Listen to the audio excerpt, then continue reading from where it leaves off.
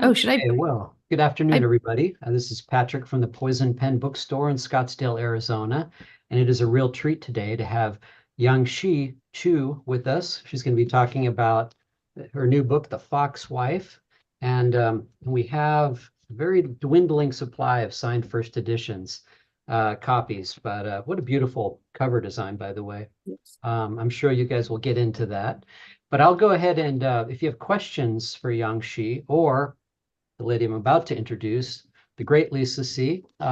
Is we're honored to have you join us today. And this is Lisa's brand new or newish book, Lady Tan's Circle of Women. I don't think we have any more signed copies, but No. reads just the same without a signature. So I have copies. I'll put a link in the comments field if should you wish to purchase a copy of it.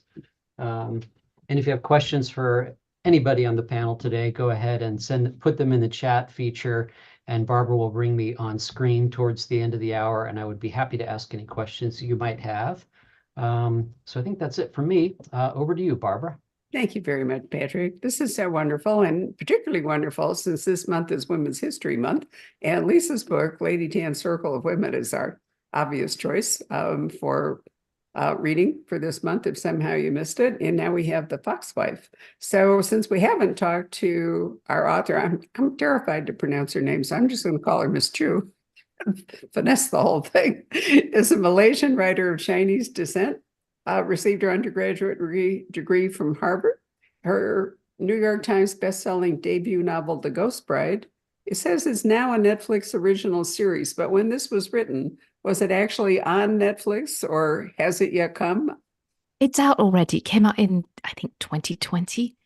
Oh, so a long time ago, and I missed it. Yeah. Okay, well, there you are. That's the kind of thing that these conversations expose. Her second novel, The Night Tiger, was a Reese Witherspoon book club pick and a big Jubilee Read selection for Queen Elizabeth's Platinum Jubilee. I think that's so cool. You must have been really pleased with that, or maybe I not. no, I was gobsmacked. Actually, my UK editor told me about it, and I thought, really? Well, that's amazing because I think they chose 70 books across the Commonwealth, one for each year of her reign. And I was just really so honored that The Night Tiger was one of them. So, as I understand it, our author, who lives in California, could not actually write without chocolate. So she's a living testimony to the advantages of dark chocolate. Is that true? Because I just love that. I am very reliant on chocolate. Actually, I'm not joking. And sometimes I've eaten so much chocolate that I've actually had to leave the house and go to the grocery store. And my husband's like, "What are you doing?" It's like, I'm out of chocolate or inspiration. Well, there could be many worse addictions, but far more harmful. So, Lisa C., I'm very happy to say we have been together across the arc of her career. She wrote 3 mysteries, all of which I adored.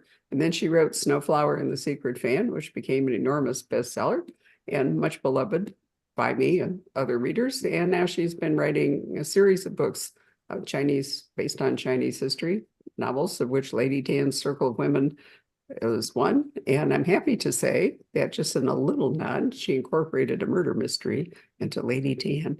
I love that, Lisa. Thank you for doing that. You're most welcome. I did it just for Anyway, Lisa is really our host today. So contrary to my usual style, I'm going to try to sit back and be quiet and see what Lisa would like to talk about. So Lisa, I'm turning it over to you. wonderful. And I'm so happy to be here. I'm so happy you invited me to do this, Barbara and Yangsze. I love this book so much. I just loved it. But I have to tell you, there's a part of me that's like a little irritated because I have wanted to write a book with a fox spirit for a long, long time. And I've had these different obstacles. I had one editor who said, she's just not interested in supernatural things. And then with the book that became Tea-Girl of Hummingbird Lane, for the longest time, that was going to be titled The Fox Spirit of Hummingbird Lane. But I can, in all sincerity, say that what you have done with The Fox Wife is a million times better than anything my imagination had. So I want to just start with the obvious question, which is what brought you to this story? Mm. Well, first of all, I want to say thank you so much, Lisa. That means a lot. I'm a huge fan of yours. So that really means a lot to me. And I think fox spirits, there's something about foxes which is inherently very attractive. The idea of the fox across all cultures, not just East Asia, but in Native American cultures as well as Europe, it is very much the same nature of the animal, tricky, sly, playful, and enticing. And like you, I've always loved foxes. And, going to what you said, I am a very slow writer. And when I started writing The Fox Wife, maybe about 4 or 5 years ago, I was slowly writing, and my husband said, there's a lot of Korean dramas out about fox spirits as well. And Gumiho, and he said, you better hurry up. So I think there is a worldwide fascination with them. But for me personally, it began when I was a little girl. And as you know, Lisa, very well, that Chinese literature is full of stories of fox spirits. And there is a writer called Po Songling, who was a Qing dynasty scholar. He was actually a failed examinee. He never really got anywhere in the imperial exams. But what he did do was compile an anthology of about 500 strange tales. And these were sort of like the twilight zone of 17th century China, because they talked about ghosts, foxes, and other strange occurrences. And when I was a little girl and I read them, the fox stories were often from a male perspective. It is the usual story is a scholar is studying alone at night when there's a knock on the door and a beautiful woman. Love that. Yes. And then, I always wondered, why did the foxes do this? What were their own secret lives? And what lies on the other side of the door at night? And I think that was the premise that started The Fox Wife for me. Yeah, and I actually had a question to ask you about Strange Tales from a Chinese Studio, because I love that book. And it's really, I think, maybe underappreciated, certainly in this country. And, so I'm going to recommend to all the readers out there that you try to pick up a copy of that just for fun sometime down the line. Because those stories are wonderful, and all of the stories of the fox spirits, and especially the female ones, when they come in, there's that scholar studying hard, they sneak in, they have sex with that scholar, and they're very naughty and mischievous. That's all you can say. Anyway, why this time period? You said it right at the end, or it's just coming to the end of the Qing dynasty. Mhm. Well, It gives you sort of enough modern time that people, can get around relatively easily, right? mhm. It's easy to go on. There are things that are, it's just an interesting time. It's not quite electricity, but it's close enough that you have some conveniences, I think, as a writer because of that, but also sort of this larger historic perspective of that time period. Mhm. Yeah, I love that you notice that, because as you know, writing historical fiction, one has to move one's characters around, and it's really hard if they're walking. So, but I was also interested in 1908 because there in Chinese literature, there's a saying that foxes and ghosts appear in times of chaos, such as the fall of the dynasty, and foxes, white and black, have always been seen as omens or portents.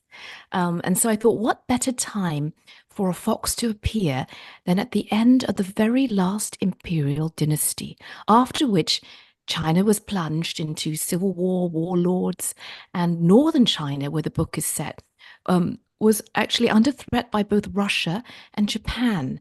So it just felt like the right sort of place, because as the fox says in the book, there is always profit to be found in times of chaos.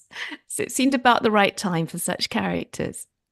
I realized I actually should have started with a question just to have you give everyone sort of a sense of the plot of the book. And maybe the two parallel stories of the earlier kind of love story and then the one that is taking place in real time. Mm. Well, I didn't actually, I didn't plan to write the book from two perspectives. I did that for Night Tiger, but for Foxwife, I was going to write a straightforward story. But when I got to chapter 2, I wrote it, and then suddenly the words "the detective" showed up, and I thought, "Oh, there's a detective here."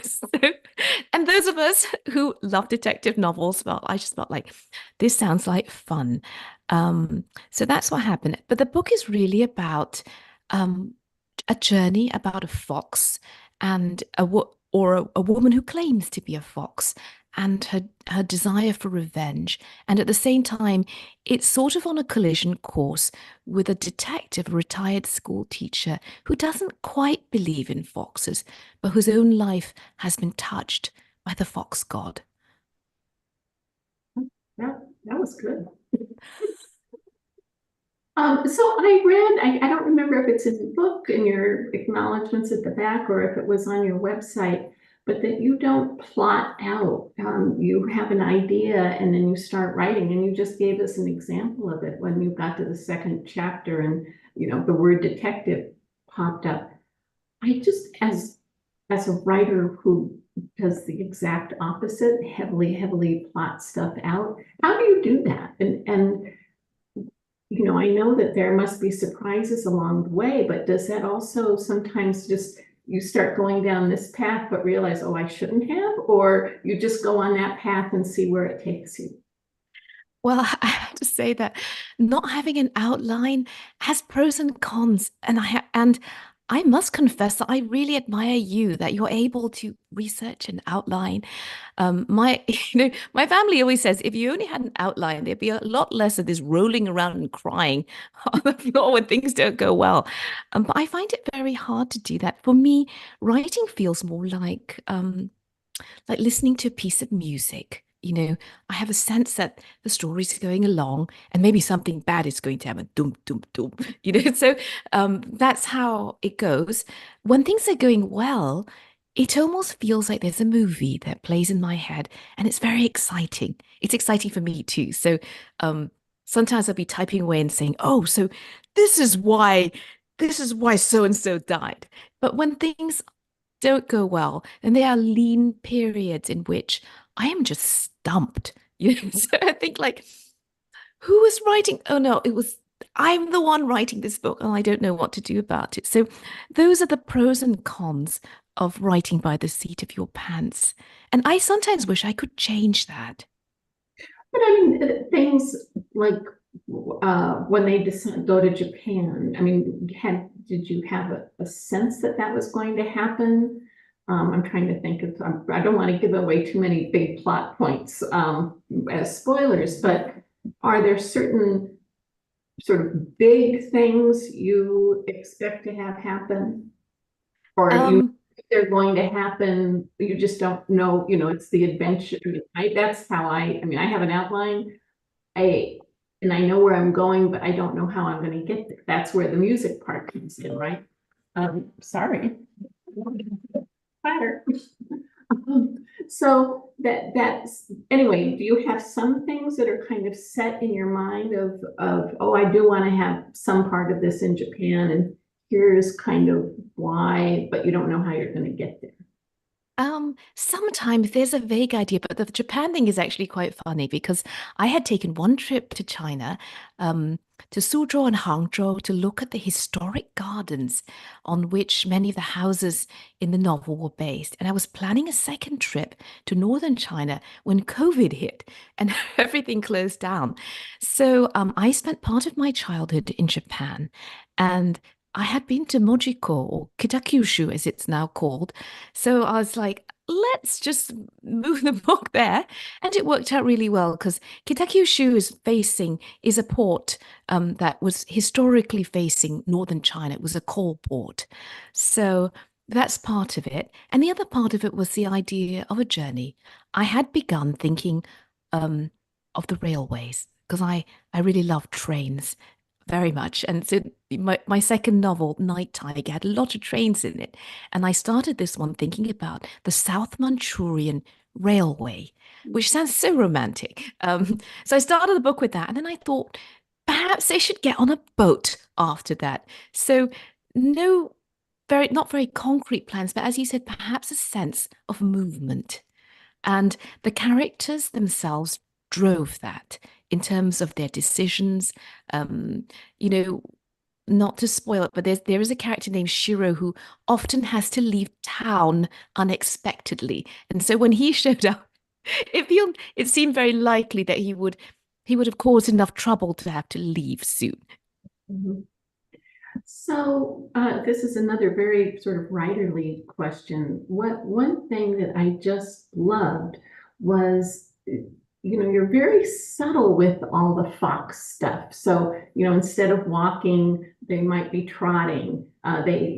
Snow has this ability to climb walls or sneak through bamboo walls. That she'll jump off something and land in a crouch. I'm just looking at some of these, the snarling, the triangular shape of people's faces, the scalp prickle. I'm just really curious, did you just kind of keep with you a list of like all the things that a fox could do that, that you could use? Or was that just in the day to day, it would sort of come out that way? Yeah, I think it just came out because the character of Snow and the other foxes felt very real to me. And, so when the book was going well, I felt like I could see them doing things. And I love that you touched on that because part of the novel being narrated by a non-human creature made me want to keep the reader cognizant of a certain inhumanity about them, that sets them apart from normal people. And I'm afraid that so all those descriptors, I think they just came up naturally when I was seeing her in my mind's eye, being perhaps far more active than most women would have been at that time. And then also, I thought that just touched on something, then it went right out of my head, but her observations that she makes about foxes and their natures, her nature, but also the natures of those other foxes who are in there, that they felt so real to me. Yes, this is how a fox spirit would think, and this is how they're different than humans. And she's not always like, oh, she's always saying, oh, this is why, our curiosity is why you sometimes find foxes who've gotten their head into a bottle and now can't get it out. And I mean, just things like that, that their curiosity is great, but it is kind of like it killed the cat. Mhm. Things that they do that are just an innate part of their nature, but also, and great gifts in many ways, but also get them into trouble all the time. Mm. Yeah, I love that you remember the jar, the head of the jar. Um, and I did think about those of us, who if you live with animals or pets, there is a kind of dizzy carelessness about animals, which is both playful and sometimes gets them into lots of trouble. And that was the quality that I tried to capture. Um, and I'm so glad that it came across the idea of does one's head fit in that jar? What is this peasant doing with a pitchfork? And then you can see them getting into trouble. And that I think that was a lot of fun of the book. Can you talk about Snow's motivation with, I think it's pretty clear from the beginning, so it's not a big giveaway, but do you want to talk about that a little bit?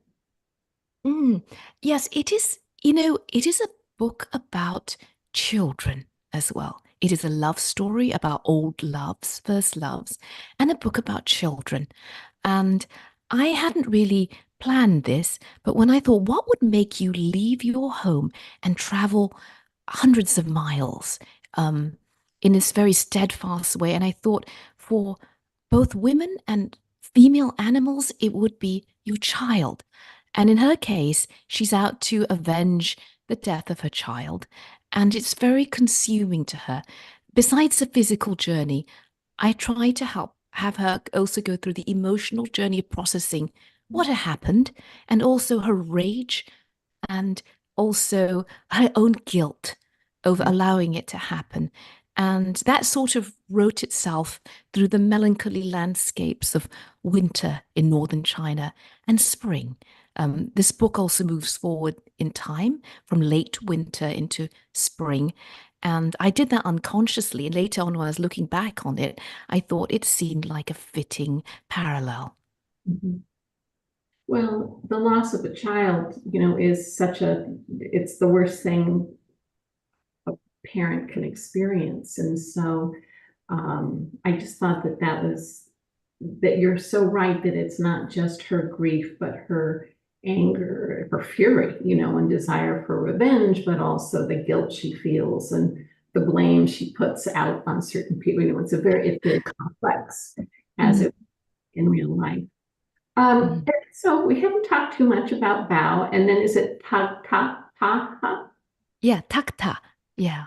So that you don't say the second A, so it's Tagtaa. So the AA at the end, or how pronounced? I think it's just like takta. Yeah. Okay. I did actually ask a Mongolian friend.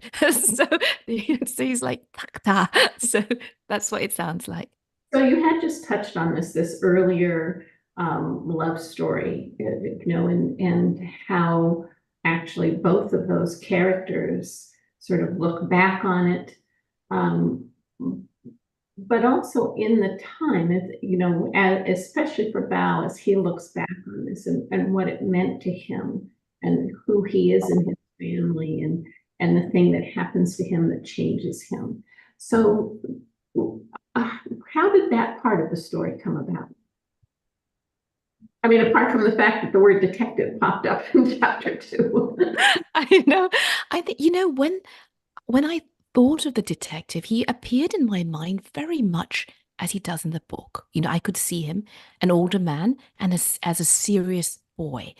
And I really enjoyed writing his chapters as well as his chapters about his childhood, which I felt lent some gravitas to the book as opposed to the sort of dizzy carelessness of the foxes. Um, and he, as we move through his life, it did feel to me very much like a book about first loves, but first loves taken from an older perspective. So my favorite Jane Austen novel is actually Persuasion, because there's so much yearning and longing in it. And I think I don't know whether it is the age or the fact that our brains are forming, but most everyone, if you ask them, do you remember your first love? What did it feel like? People's faces really light up, and they'll be like, I spent all day, blah, blah, blah, doing this and that. And it is a story that is very close to everyone's heart. And at the same time, I realized that I did not want to write a story about a very young person. In general, as you probably know, the issue with historical fiction is that most women mostly traveled on their bride journey. That was a time when you would leave home and go to a new place when you were 16 or 17. And there are a lot of stories about young women being married off. I've written some, you've written some. But I thought I'm what I would now classify myself as auntie age. So I thought I want to read about an older person's point of view, um, which was kind of what led to the Foxwife. She is someone who appears young, but feels that she's much more dignified than that. And also Bao, and the fact that even as you grow older, you do not forget those urges, those first love, that feeling, that wanting, that yearning. May I say something at this moment? There's a couple of lines in this book that I wanted to quote, and one of them relates to what we're just talking about. And it really just smote me when you wrote, "You are my heart's treasure," said Kuro softly. You can't argue with someone who says things like that. I Yeah. hugged him tight. And I thought, wow, that was just so beautiful. As a you know, for many reasons, among them your prose. I would like to say that one of the things that I like so much about this book is the beautiful prose in which it is written, which is one of the reasons I love Lisa's books so much. Oh, thank you very much. I'm really glad that you like that. And you know, I don't think this is a spoiler, but Kuro has very little dialogue in the book. He doesn't. He's a person of few words, and so it is nice that what he says resonated. I'm really glad that you enjoyed that. Very much so. Wouldn't any of us like to have someone say to us, you know, you are my heart's treasure? Wow. I might write this out and leave it under my husband's pillow. A little prompt. See how that goes. So sweet. Yeah, he doesn't say much, but when he does say something, you know, he's sort of he's smoldering, kind of a smoldering lover kind of guy. I really liked him a lot. So the importance of coincidence. This is something I write about in a lot of my books. You know, is it coincidence? Is it luck? Is it bad luck? Is it dumb luck? Is it fate? Is it fortune? Is it destiny? But there are a lot of intersections where, you know, 30 years later, you kind of walk into a room and there's somebody you haven't seen in forever. You got on the boat and then who's there? So it was, and I know that's a big tradition in Chinese literature and Chinese stories and fairy tales and all of that. So could you talk about that a little bit? You know, how do you see it? Do you see it as coincidence, fate, fortune, destiny, good luck, bad luck, dumb luck? I think it could be all of that, you know, as you said, a lot of Chinese literature is about your fate, Ming, you know, your destiny, whether it is entangled with people, not just in this life, but in previous lives. And at the same time, I think the fox also points out that human beings are very entranced by patterns. You know, she makes that point several times that people are always looking for patterns, that the way that a tortoise shell cracks is an omen for the future. And at the same time, she's sort of making fun of this tradition, yet also making use of it as well. And I did think that the whole idea of foxes and patterns has to do with our very human nature in terms of wanting to explain things. You know, I think having inexplicable random things happen to us is very stressful. So people would much rather be able to say, like, the empire is falling because a black fox appeared. Oh, I told you, you know, the omens and portents are in many ways an attempt to control fate, or at least explain fate. So that does come in and out of the novel a lot. And I love that you picked up on it, and also that it's up to the reader to decide, is it really fate, or is it that kind of animal coincidence that we knit together into a story? Although I think for all of us, we've in our own lives have had things where you do think, well, oh, what a funny coincidence that was. But I am not so sure that these things are coincidences, that maybe they really truly meant to happen. And if we don't pay attention to them, you know, we get in trouble. So I'm going to take a little break from the book for just, we'll call this the 7th inning stretch, and talk about gardens and roses. Because you and I in the spring, we're on Instagram and I maybe on our Twitter, I can't remember where we are, but we're always posting our roses as they come into bloom. And so, and you know, when I did my event up your way last year, you brought me some roses from your garden. So, you know, what does just for, you know, off of a book for a minute, but what does your garden mean to you, and roses in particular? I think it is a form of relaxation. You know, people who like to plant things, and actually for a long time we lived in apartments, and then I had a very big houseplant collection, which took an enormous amount of time because you got to go around watering them and wiping their leaves. But I find it very restful to look at them. And as you know, like taking care of roses is a year-round thing, like pruning them, defoliating them, feeding them. There is a rhythm to the seasons, which is just delightful. Although I feel that the older I get, the faster the faster the years are going. But I actually have some sad news for you. I got rose mosaic virus, and I had to remove about 5 rose bushes. So, but on the good side, I got to look at the catalog and order some new ones. Yeah, So because I think, like, yeah. it seems like David Austin roses and old-fashioned roses. You're not just, plain old rose. You have some really beautiful ones. So do you, that I love seeing your roses. And that is something, when I was younger, I used to plant vegetables. And then the squirrels ate everything, including my chard. So I realized, and I also realized that friends have always been a lot happier to be given roses than some very large zucchini. So, Known as marrows in the UK, if I yeah. recall. Right. So could I interject and say that people think of Phoenix? I mean, growing roses here is a challenge, although a few people do. But we have the most beautiful spring here in the desert, and people are always surprised when they see the Palo Verde. They remind me so much of the dogwoods, which is where I live which were prevalent where I used to live.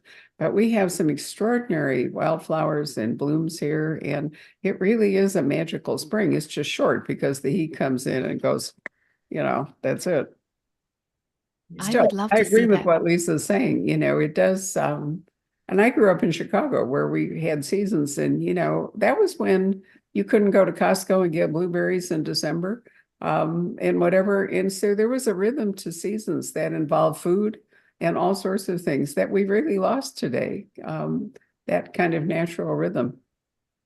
Mhm. Yeah, I think that's true. The roses, waiting for them to come, the first flush, the second flush, that is just, it takes time, but it is also very enjoyable when it happens.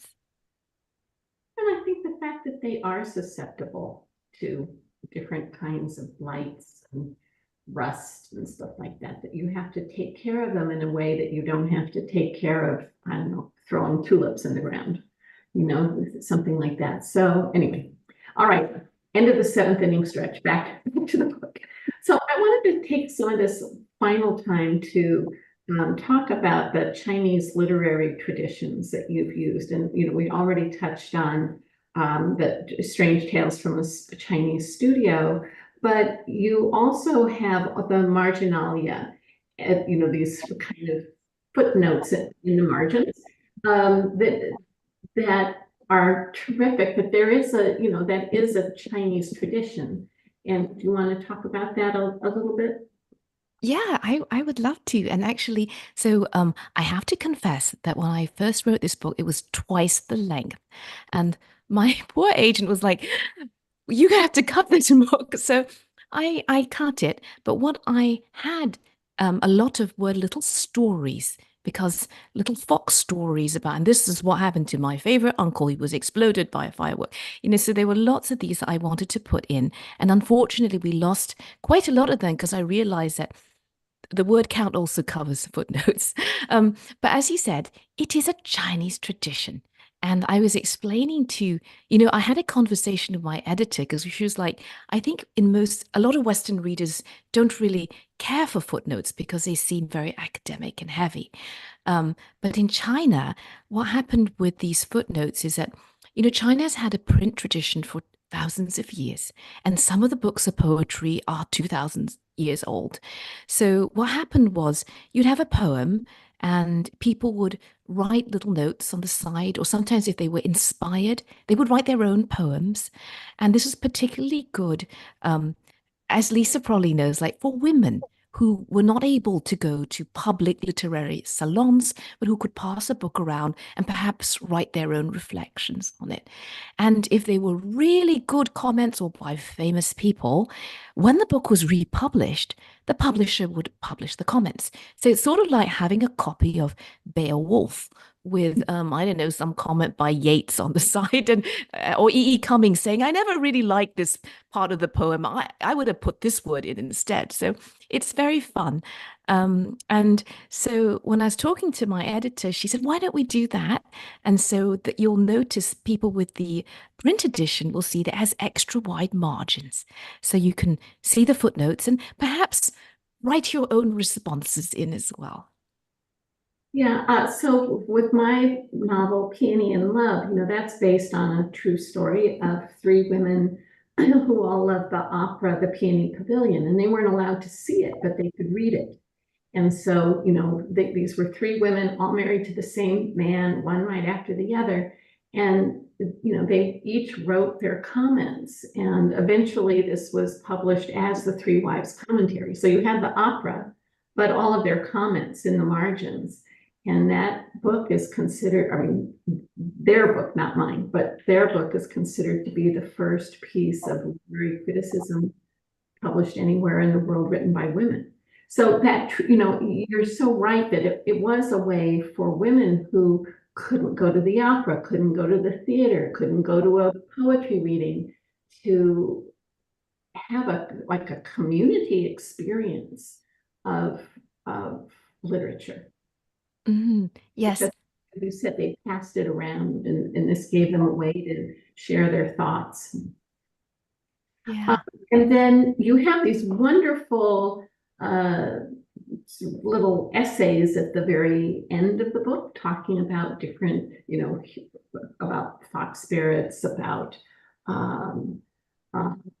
strange tales from a Chinese studio, some different things. Why did you choose to do that? Well, I'm the kind of person who always reads author's notes, and so I've actually done that for all my books. And I also think because, especially this region, northern China, the time period is not necessarily familiar to all readers, and I always want to find out more about a book afterwards. So I thought I would save readers the trouble of having to look up what is the history behind fox spirits as well.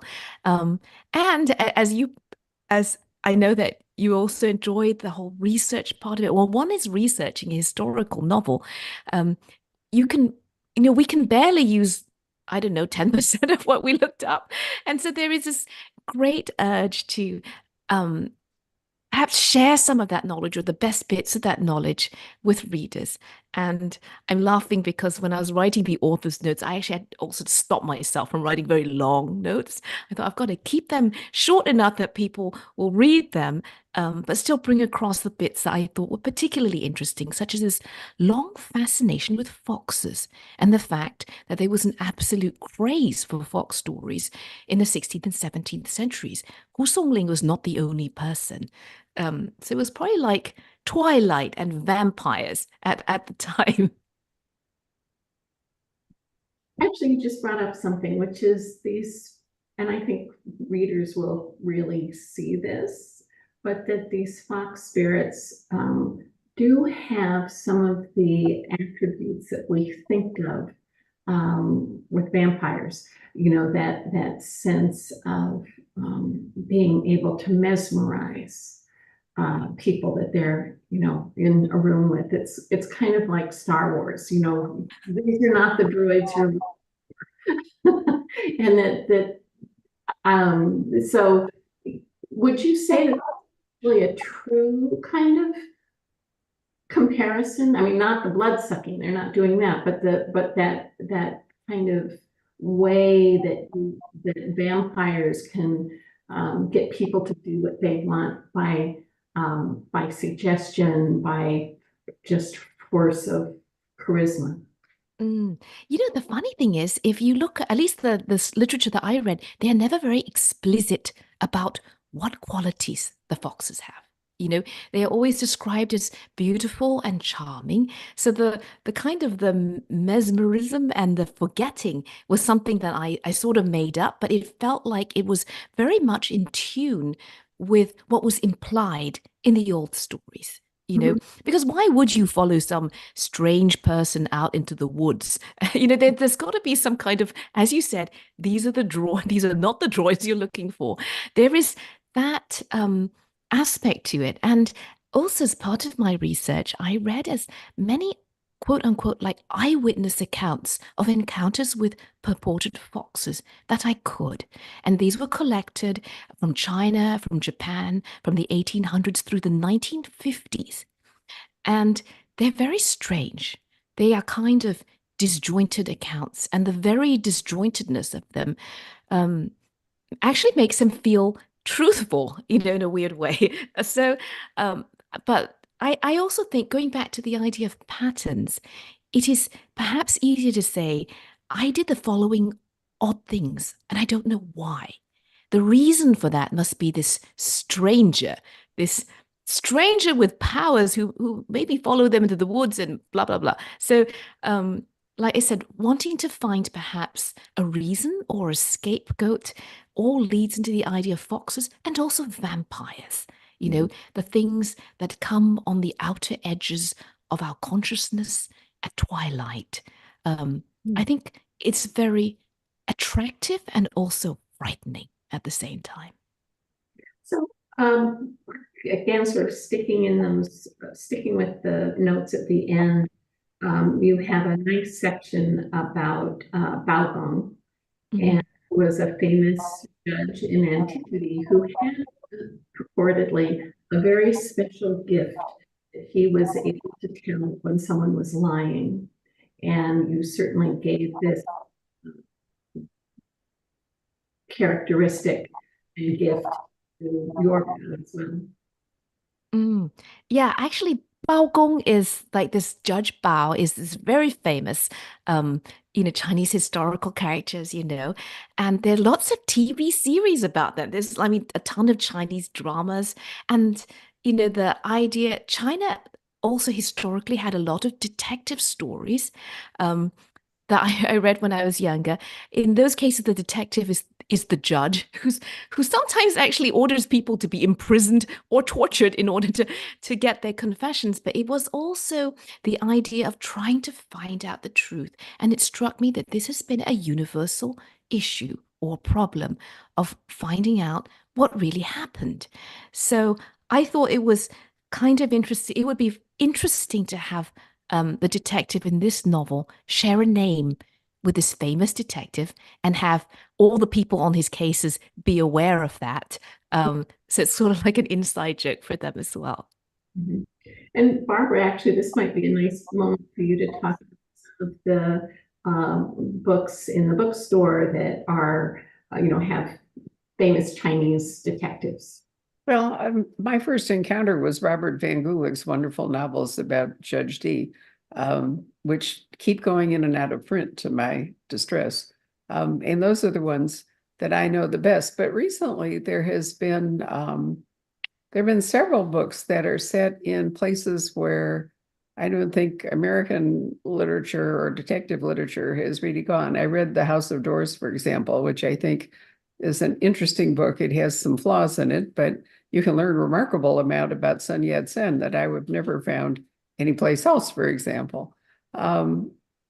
So I think as publishing is growing more global and as translators, that's a whole thing that's happening lately, as translators are becoming more respected and definitely more needed since books are being published in so many languages, that we're all going to be able to share in. I could not have read Judge Dee, for example, if Robert Van Gulik hadn't written it in English, I mean, there we are. What would you suggest as Chinese folk tales, Lisa? For folk tales, well, I for these kinds of folk tales, we've been talking about this very specific to the sort of supernatural, Right? Strange Tales from a Chinese Studio, but I'd have to look up online for other. I mean, I just have right over here. I could almost reach it. Okay, You can reach it. Wonderful. because I have it out. So these are my mother's books. So this one is Tales of a Chinese Grandmother. And this is just sort of a retelling, in like the 1930s of many of the classic Chinese stories, 1937. And then the most fascinating Mother Goose book of the century, Chinese Mother Goose rhymes. Over 160 pages, nearly 150 rhymes, over 150 pages. But this is also, an old volume that this one I think was my father's. So I use these. It was published in 1900. So, I think there are many ways that you can get to, there's another one. Well, in the current push towards more fantasy, we are seeing Asian elements, Chinese elements, and so forth incorporated much more often than we did. Not just dragons, but other things. I was asked to define last night romantasy, which is like a whole new concept, and I won't go into why. But anyway, my explanation, as I said, it's sex, dragons, and making shit up is basically my version of romantasy. But I do think that the kinds of things that you've been talking about find a real home in fantasy. Drawing. I mean, for so long, fantasy was basically sort of based on European medieval, world building, and now I think that it's expanding into other cultures, world building, based on different cultures than just European. So I think that's wonderful. I also wanted to mention that I noticed that the Orient, whatever it is called, but anyway, they've restored the luxury train that goes down the whole Malay Peninsula right now. It used to be that there was one, I think, from Bangkok, but have you seen that? It goes all the way from Kuala Lumpur to, it's longer than the Orient Express, which is, $8,000 for one night on the train or something, where you can do the Easter one more reasonably. I wanted to close by quoting something that comes towards the end of the book. And I think it's really a wonderful quote, and it's really made me think. And what you say is, for all stories have an ending as well as a beginning, but a beginning is where you choose to plant your foot, and the ending is only the edge of one's knowledge. I thought that was a really beautiful summation of, the basic structure of a story. It has to start somewhere where you plant your foot, and eventually it has to end. And that comes up a lot in conversations at the bookstore, story structure. And, readers are always curious to know how, not just your writing process, but how you structure a story. We had an interesting conversation about that last night. And so I want to thank you, because I'm going to take that quote and I'm going to type it out and keep it with me, because I think it's just a brilliant way of, saying to people, you have to decide where you want to plant your foot. And you have to decide when you've come to the end of what you can say, what you know about your story. So I really thank you for that. Patrick, why don't you come and join us and see if we have questions from the online audience? Hi there. Let's see. Not too many. There was some question about Yangsze. Where do you live? And I know your dust jacket says California. Yes, I live in Northern California, where we're getting lots of rain right now.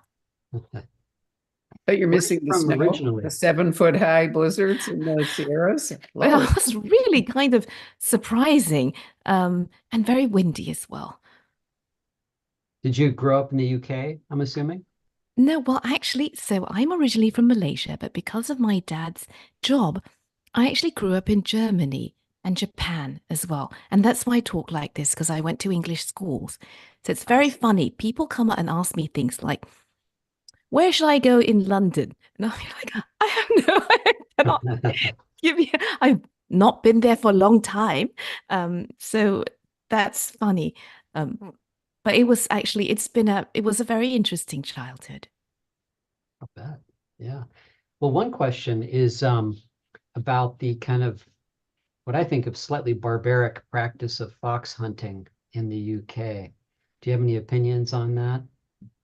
Yeah, I think it is sad. It is a sad practice because the foxes really don't have much chance at all, in general. And if it's not necessary, then I think there's also been people have been very unhappy about badger hunting and various other things like that. So, and I think it's very sad for the foxes. Absolutely. I'd like to ask you about the 1,000-year journey, which you have as a note. And in fact, at the end of the book, two of the characters are agreed to go on a 1,000-year journey together. Now, I have been to Shikoku and tried to, what is it, the 89 or 88, Buddhist temple trail and so forth. We didn't make it all the way through, which was a short thing. But what is the 1,000-year journey? Well, sort of made it up partly for this novel, but it has a historical basis. So a lot of this folklore and tradition is actually more of the cult of the fox. These are folk religions. They are not really Buddhist, although they borrow many Buddhist elements and Taoist elements as well. So the Taoist idea, at least from China, is that all things, including inanimate objects, can perfect themselves. So stones, rocks, trees, very old trees, and Shintoism in Japan also has this quality that all things have a soul. And animals too can perfect themselves, like a fox can turn into a deity, a snake can become a dragon. Animals which perfect themselves can attain human form. So there is a vague sort of Buddhist sensibility of incarnating into something else. But like I said, it is really a mishmash of folk religion and Taoism. And it is something that's alluded to sometimes in Chinese literature. And people from time to time would go on these sort of I want to live forever binges. So Qin Shi Huang, who was China's first emperor, is very famous for sending off, I think, a boat full of youths and maidens somewhere off to find the elixir of life, to keep living and perfecting yourself. So there is this whole sort of nebulous tradition behind it, but it's all very secret. Like nobody says this is exactly how to live for 1,000 years, and this is what happens to you afterwards. So I thought it might be fun for the foxes to be also trying for that, because if you live, and I think, I loved how we talked briefly about Western vampires in this conversation, because when you look at the vampire lore, there is really nothing more than just surviving. Whereas in the East, like foxes, snakes, and animals, there is also the idea of becoming something else or attaining enlightenment. A question has come in, actually both for Lisa and Yangsze, which is, what is your favorite rose? Go first. Oh, this is a hard one. But the thing that I love about roses is the ones with a heavy scent. So mine might be David Austin's Lady Emma Hamilton, which unfortunately is no longer in production, but it's a deep orange rose and it smells like fruit. It's wonderful. Yeah, I think my favorite is actually just right outside my window. It was a Mother's Day present from my son. And this also has a kind of apricot look to it, and it's prolific, but I don't remember the name. But I love the Eden Rose. I love Peace. I love what's the Graham Thomas, I think, the yellow one. I have last year I got a Betty Boop, which is a very cute, funny little rose, sort of appropriate to the name. So the thing is there's so many varieties, and you can love them for different things. That's right. I like climbing roses. I think they're beautiful. And I like old roses because I like scent. Unfortunately, a lot of the modern roses don't. Yeah, Right. that's a sad part. They might as well be cabbages. They don't have any scent, right? One of the great things about roses, if you pay any attention to vineyards, is that roses are generally planted on either end of the rose, the rows of vines. Especially in France, if you go there, there's always the grapes and then the rose and all. And the roses, I think, are there partly as pest control, if I remember it right, thinking that, whatever insects might attack the grapes instead attack the roses. So it's sort of deflection. But it's really beautiful. I was thinking earlier about spring, that we made a trip, especially to Holland, to see the what's it called? Kuykendall Gardens, where the tulips come out. And when they are en masse, I have to say, it is a knockout sight. It was spectacular there, but they have roses there too. So, they may be universally beloved. So, Patrick, is there anything else? question that Lisa may have addressed already, but can you tell us anything about your work in progress? Good question. Actually, I thought we should both end with that. I'll just say very quickly that my next one, I'm on page 168 as of this morning. It has as part of its historic backdrop the 1871 Los Angeles Chinatown Massacre. And I'm telling it from the perspective of 3 real women who lived through that time. So that's the very, very short version. And how about you? Oh, that sounds great, Lisa. I can't wait for that. I am actually writing. Well, okay, so the whole like no outlining, I'm not really sure what I'm doing is also true for this, but I think I'm going to write a book about plants. But I haven't worked, maybe about ginseng, although because ginseng is like this is like the Asian elixir par excellence. So, but I haven't quite figured that out. But it's always interested me that ginseng, the root, often looks like a little person. Mhm. So, Very true. And since you both are on Instagram, you probably have seen the recent surge in recipes for taking care of plants, and many of them involve a piece of ginger root, plus rice and white vinegar and baking soda.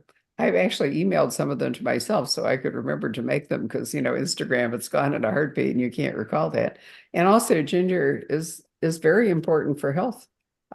Getting much. So I think that'd be a wonderful one. There's a great new book out about fungi, a whole book from St. Martin's by the Nerd Night people about recognizing fungi and other things. So why not? What a great idea. Thank you very much, ladies. What a pleasure this has been. Lisa, it's always a tremendous treat to see you. And I'm so pleased that we've made your acquaintance. So notice I'm still balking at getting your name wrong. no, don't It is worry. embarrassing. Oh dear. Well, anyway, and I have one more comment to make, which is that I have been totally cheated because this is my advanced reading copy. This is not the finished book, and there are no marginalia in the advanced reading copy. So when you were talking about it, I thought, how did I miss that? So I've been going back through. There are none. So now I'm going down to the store and collect your real book so I can actually appreciate how well that. And I think that's a wonderful idea, and maybe this will encourage more marginalia, which I think is lots of fun and makes it easier to share books all the way around. So thank you, virtual audience, for joining us. We do have some autographed copies, not many left, as Patrick said, of The Foxwife, which is our March historical mystery book of the, no, it's our February historical mystery book of the month, and just came in. So I want to thank our author for being kind enough to sign copies for us. And I always thank Lisa for spending time with us. Right. And once again, I want to say that this is Women's History Month. If somehow you have missed Lady Tan and her circle of women or The Foxwife, wait no longer. So good night, everybody. Thank you very much. Bye. Take care. Thank you so much for having me. It was really You great. bet. And Lisa, thank you so much. It was so fun to talk to you. Yeah, it's always fun to see you. And we didn't talk about the jacket, but it is so beautiful. Oh, thank you. Gorgeous. You must have been so happy when they sent it to you. Well, I think they went through a couple of random iterations, Yeah, and but then, when it's the right one. it was, yeah, it was nice. I've always loved your book covers, by the way. They're really beautiful. Yeah. And thank you again for doing this. It was just so nice to see you again. It's nice to see you too. And thank you, Patrick. Thank you, bet, Patrick, as always. well. Yep. Hope to see you here in person someday. I